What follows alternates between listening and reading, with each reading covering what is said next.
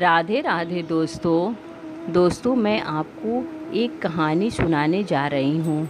आज मैं आपको बताने जा रही हूँ कि भगवान श्री कृष्ण का नाम लड्डू गोपाल कैसे पड़ा।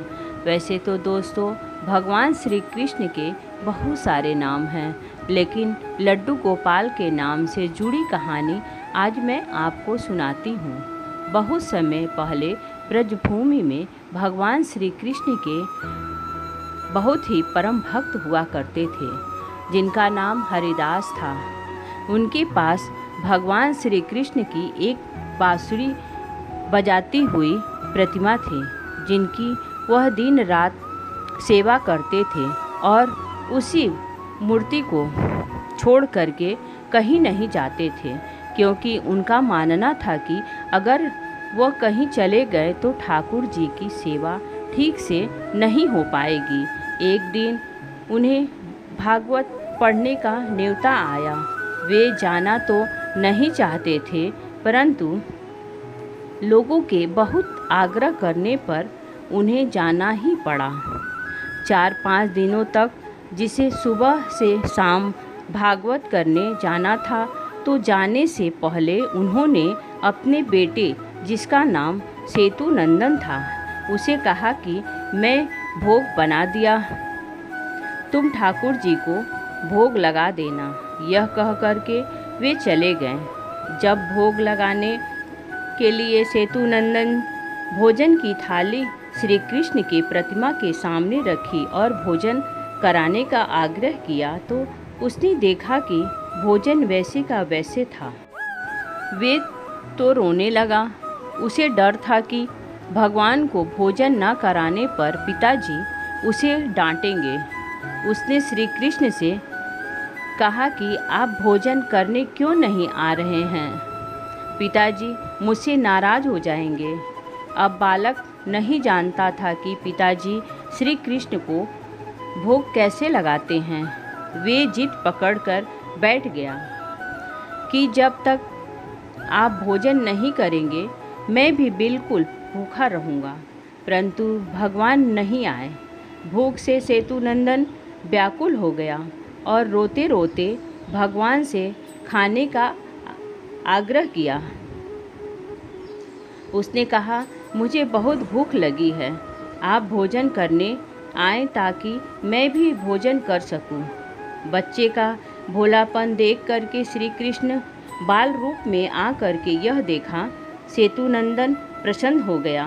शाम को हरिदास जी के घर लौटने पर जब हरिदास जी ने पूछा कि ठाकुर जी को भोग लगा दिया, तो सेतु नंदन ने जवाब दिया, हाँ। उनके प्रसाद मांगने पर कहा कि श्री कृष्ण ने तो सारा प्रसाद खा लिया। तब हरिनंदन जी ने सोचा, बच्चे को बहुत ज़ोर से भूख लगा होगा, इसलिए इसने खुद ही सारा भोजन खा लिया। ऐसे ही ये सब रोज़ का नियम बन गया। हरिदास जी रोज़ भोजन लगा करके जाते और सेतु नंदन ठाकुर जी को भोग लगाते। जब भी हरिदास जी प्रसाद मांगते तो एक ही जवाब मिलता कि सारा भोजन तो ठाकुर जी ने खा लिया।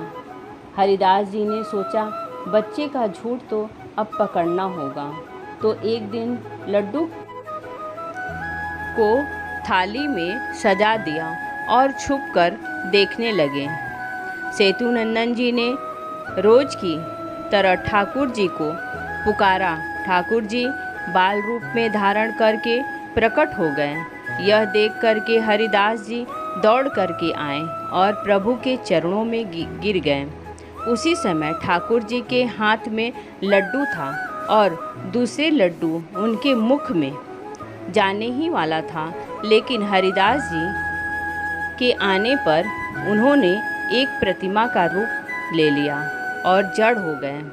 हरिदास जी बोले, हे ईश्वर, परंतु आपने कभी मुझे दर्शन नहीं दिए, पर ये बालक जो भक्ति के रूप में कुछ नहीं जानता, आप उसे दर्शन दे दिए। ये आपकी कैसी लीला है प्रभु?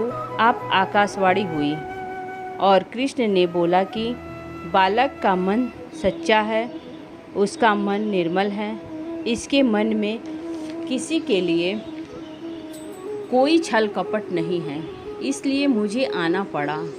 जो भी मुझे सच्चे मन से याद करता है, मैं सदैव उसके साथ रहता हूँ। लड्डू हाथ में लिए हुए जिस रूप में श्री कृष्ण प्रतिमा का रूप लिए हुए, ये उसी रूप को लड्डू गोपाल कहने जाने लगा। इस रूप में उनकी पूजा होने लगी। तो दोस्तों, कैसा लगा आपको हमारा वीडियो? कमेंट करके ज़रूर से ज़रूर बताएं और इसी तरह की रोचक कहानी के लिए हमारे चैनल कृष्णा मोटिवेशनल वीडियो को सब्सक्राइब करना ना भूलें। धन्यवाद। राधे राधे।